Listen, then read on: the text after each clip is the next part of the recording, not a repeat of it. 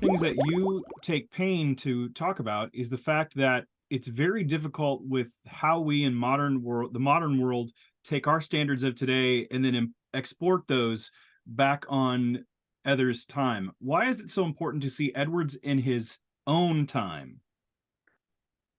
Well,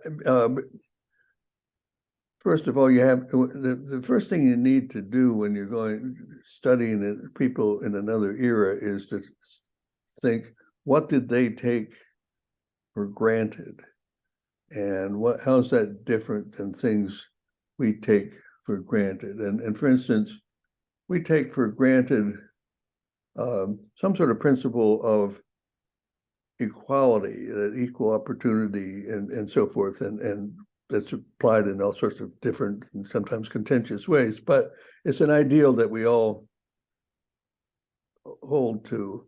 Whereas in most of the history of the world, people have simply assumed that human society is hierarchical. There are some people who are, in charge, and other people who are subordinate, and that was the way God made things. And so someone like Edwards just automatically sees the world as hierarchical, so that, for instance, in marriages, men should be in charge, and women are subordinate, and men go to college and get that kind of education. Women can be educated, but not in formal ways. So there's some essential. Well, just say, should women get educated? That's something. Today everyone thinks, of course, they should. Whereas for him, that was not an obvious kind of, or for any, just, it was not. It was rarely a matter of much dispute. I mean, I'm sure some women were I know some women were disputing, but pretty rarely.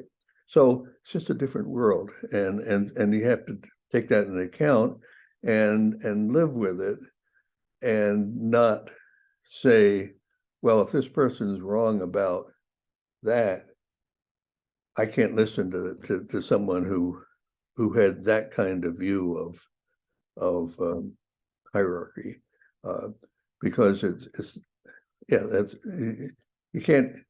I mean, the general rule, which I mentioned in the book, is I can't learn from someone who is wrong about X, Y, or Z. That might be the greatest thinker on all sorts of other things, but just because they're wrong on one thing, that doesn't mean that they can't be brilliantly right on something else. And if the rule was you had to be right about everything, then no one could learn from us either, because we're flawed too, and we have our blind spots, and people in other future generations will probably think back, boy, the 21st century people were sure stupid about this, whatever. So anyway, so the idea is you don't dismiss someone just because they're wrong about something or other.